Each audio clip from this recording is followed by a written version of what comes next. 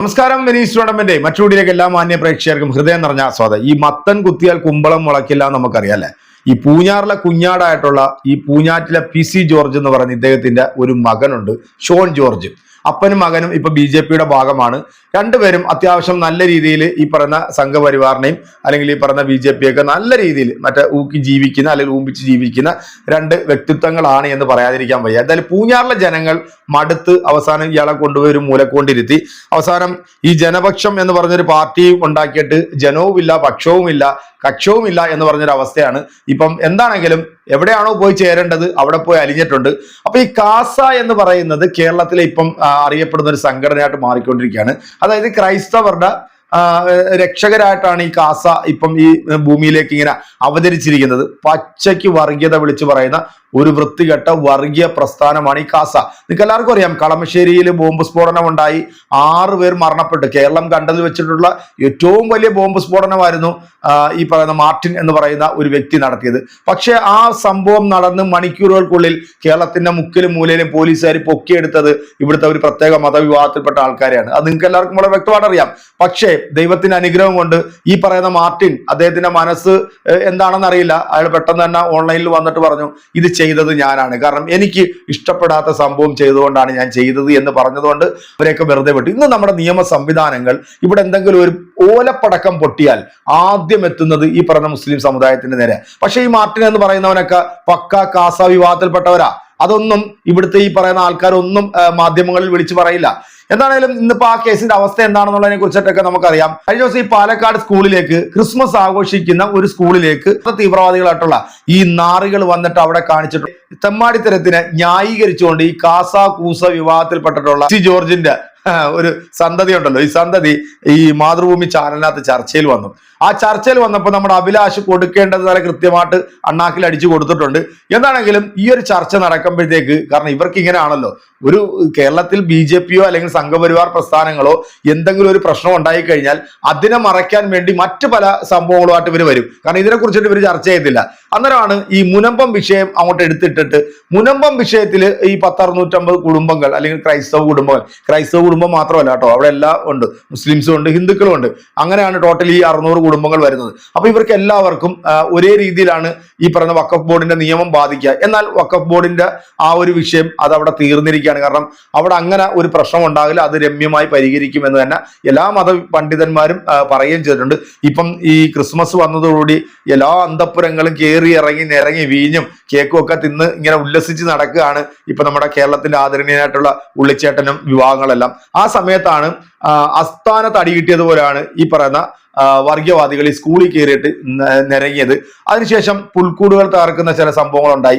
എന്നാൽ ഈ ഒരു ചർച്ച അതിന്റെ പ്രിയപ്പെട്ട പ്രേക്ഷകരെ നിങ്ങളൊന്ന് കേൾക്കുക. കാരണം ഇവനെയൊക്കെ നമ്മൾ എന്താണ് പറയുന്നത്, കാരണം അതിന് ജനിച്ചത് ഇതല്ലേ, ഇത് ഇങ്ങനെ വരൂ. എന്തായാലും വീഡിയോ കണ്ടിട്ട് നിങ്ങളുടെ അഭിപ്രായം പറയാം. നമുക്ക് നേരെ വീഡിയോയിലേക്ക് പോകാം. ഷോൺ ജോർജ്, ഇവിടെ ഇപ്പോൾ 1-2 കാര്യങ്ങൾ. താങ്കൾ പറഞ്ഞു താങ്കളുടെ വീട്ടിൽ പുൽക്കൂടുണ്ട്, നല്ലത്. BJP-യുടെ ഓഫീസിൽ പുൽക്കൂടുണ്ട്, വളരെ നല്ലത്. മറുപടി പറഞ്ഞോട്ടെ, അതിനുശേഷം അങ്ങനെ ചോദ്യം പറയാം. ഏതിനാണ്, വഖഫിനാണോ? നമ്മുടെ വിഷയം അതല്ല. ഇന്നിപ്പോ BJP-ക്ക് ആ വിഷയം ചർച്ച ചെയ്യാനായിരിക്കും താല്പര്യം എന്ന് എനിക്കറിയാം. കാസയിൽ നിന്നും തുടങ്ങാം. അല്ല, ബാക്കി കാസയെ തീവ്രവാദ സംഘടന എന്ന് വിളിച്ചു. കാസയെ തീവ്രവാദ സംഘടന എന്ന് വിളിക്കുന്നത് എനിക്ക് അടുത്തറിയാവുന്ന സംഘടന തന്നെയാണ്. കാസയുടെ ഏതു പ്രവർത്തകർക്കെതിരെയാണ് ഒരു ക്രിമിനൽ കേസെങ്കിലും കേരള സംസ്ഥാനം നിലവിലുള്ളത്? നിങ്ങൾ SDP-യും ജമാഅത്തെ ഇസ്ലാമിയും അതുപോലെയുള്ള സംഘടനകളെയും പോറ്റുന്ന കോൺഗ്രസ് പോലെയുള്ള രാഷ്ട്രീയ പ്രസ്ഥാനങ്ങൾ നിങ്ങളൊന്ന് മനസ്സിലാക്കണം. നിങ്ങളിവിടെ ഹിസ്ബുള്ളയുടെ നേതാവ് അവിടെ ഇസ്രായേലിന്റെ ആക്രമണത്തിൽ കൊല്ലപ്പെട്ടപ്പോൾ അതിന് മയ്യത്ത് നിസ്കാരം കേരളത്തിൽ നടന്നു. നിങ്ങളൊന്ന് എവിടെ പോയിരുന്നു? നിങ്ങളൊന്നും ഒരു അക്ഷരം വിടുന്ന കണ്ടില്ലല്ലോ. പിന്നെ കേരള നിയമസഭയിൽ വഖഫ് ഭേദഗതി നിയമത്തിനെതിരെ പ്രമേയം അവതരിപ്പിച്ചവരാണ് നിങ്ങൾ. ഇടത് വലത് മുന്നണികൾ ഒരുമിച്ചായി കേരളത്തിൽ ഇന്ത്യ മുന്നണി ആ പ്രമേയം പാസാക്കി. രണ്ടാമത്തെ പ്രതി നാഴികയ്ക്ക് 40 വട്ടം നിങ്ങൾ പാലസ്തീൻ ഐക്യദാർഢ്യം നടത്തുന്നുണ്ട്. എന്തേ ഈ തൊട്ടടുത്തൊരു ബംഗ്ലാദേശ് നടക്കുന്നുണ്ടല്ലോ, ആ ബംഗ്ലാദേശിനെ കുറിച്ച് നിങ്ങൾക്കൊന്നും മിണ്ടാനില്ലേ? അവിടെ ആളുകൾ പീഡിപ്പിക്കപ്പെടുന്നില്ലേ? അത് പാലസ്തീനാണെങ്കിലും ബംഗ്ലാദേശിലാണെങ്കിലും മനുഷ്യൻ പീഡിപ്പിക്കപ്പെടുന്നത് എവിടെയാണെങ്കിലും അവിടെ പ്രതികരിക്കാനുള്ള സാമാന്യ മര്യാദ ഉണ്ടാകും. പിന്നെ കേരളത്തിലെ മതേതരത്വം, നിങ്ങൾ ഈ പറഞ്ഞൊക്കെ ഞാൻ ഇതിനെ വിട്ട് നിങ്ങൾ കാണിക്കുന്ന ഈ മതേതരത്തിന് ഞാൻ ഇട്ടേക്കുന്ന അൽ മതേതരത്വം എന്നാണ്. പിന്നെ വഖഫ് ബോർഡിനെ കുറിച്ച് അത് പറയാതെ പോകാതിരിക്കുന്നത്. ഞാൻ വഖഫ് ഭേദഗതി നിയമത്തെക്കുറിച്ച് പഠിച്ചില്ല എന്നങ്ങ് പറഞ്ഞാൽ അങ്ങനെ വലിയ അറിവിനെ ഞാൻ മാനിക്കുന്നു. ഒരു കാര്യം ചോദിച്ചോട്ടെ, വഖഫ് ഭേദഗതി നിയമത്തിലെ ഏറ്റവും മുഖ്യ പ്രൊവിഷൻ ഒന്ന് സെക്ഷൻ 40 ഡിലീറ്റ് ചെയ്യുക എന്നുള്ളതാണ്. ഈ പറഞ്ഞ സാധനവും ബില്ലിലില്ല. നിങ്ങൾ അവതരിപ്പിച്ച ഇവിടെ ഒന്ന് സൂചിപ്പിച്ചു, പാലക്കാട് ഇലക്ഷൻ പാർട്ടിയുടെ ദേശീയ നേതാക്കൾ 5 പേര് ഞാൻ പറഞ്ഞത് നിങ്ങൾ അതിന് ഉത്തരം പറയുമ്പോൾ അത് പറയണ്ടേ. നിങ്ങൾ അവതരിപ്പിച്ച ബില്ലിൽ മുനമ്പം പ്രശ്നത്തിന് പരിഹാരമില്ല എന്ന് മാത്രമേ ഞാൻ പറഞ്ഞു. ഞാൻ ഇടക്കാട് പാലക്കാട് ഇലക്ഷന് മുമ്പ് BJP അവിടെ ആക്റ്റീവ് ആയിരുന്നു, പാലക്കാട് ഇലക്ഷന് ശേഷം ആക്റ്റീവ് അല്ല. പാലക്കാട് ഇലക്ഷന് ശേഷം അതിന് തൊട്ടു മുമ്പ് മുസ്ലിം ലീഗിന്റെ നേതാക്കന്മാര് വരാപ്പുഴ അരമനെ വന്ന് പറഞ്ഞതാണോ അതിനുശേഷം KM ഷാജിയും ET മുഹമ്മദ് ബഷീറും പറഞ്ഞത്?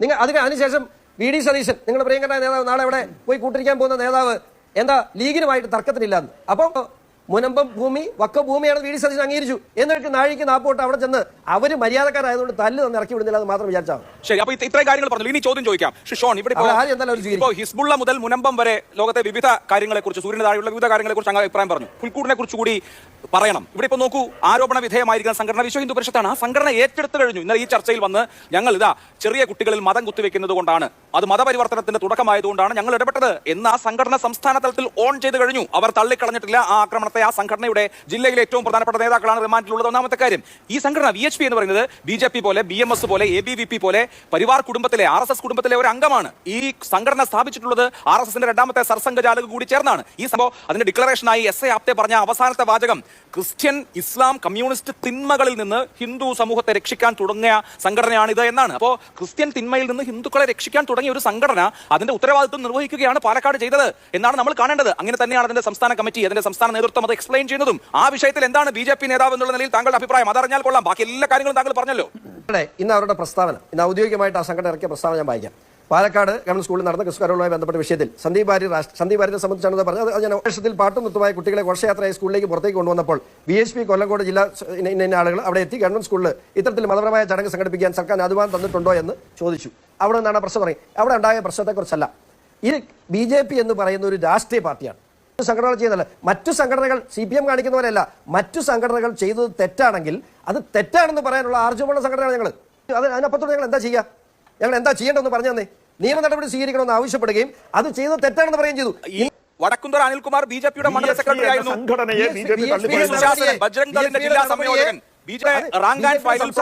ആളുകളാണ്. കേന്ദ്രമന്ത്രി ജോർജ് കുര്യൻ ഒരു സമയത്ത് VHP, ചിലപ്പോൾ BJP ആവും. ഒറ്റ കുടുംബത്തിലുള്ള ആളുകളാണ്. 16 കോടി മെമ്പർഷിപ്പ് ഉണ്ട് BJPക്ക്. ഒറ്റ കുടുംബത്തിലെ അംഗങ്ങളാണ്. 16 കോടി മെമ്പർഷിപ്പ് ഉണ്ട് BJPക്ക്. ഏതെങ്കിലും പോഷക സംഘടനയല്ല, മുഴുവൻ BJPയെ പോലെ തന്നെ സംഘകുടുംബത്തിലുള്ള ഒരു പ്രസ്ഥാനമാണ്.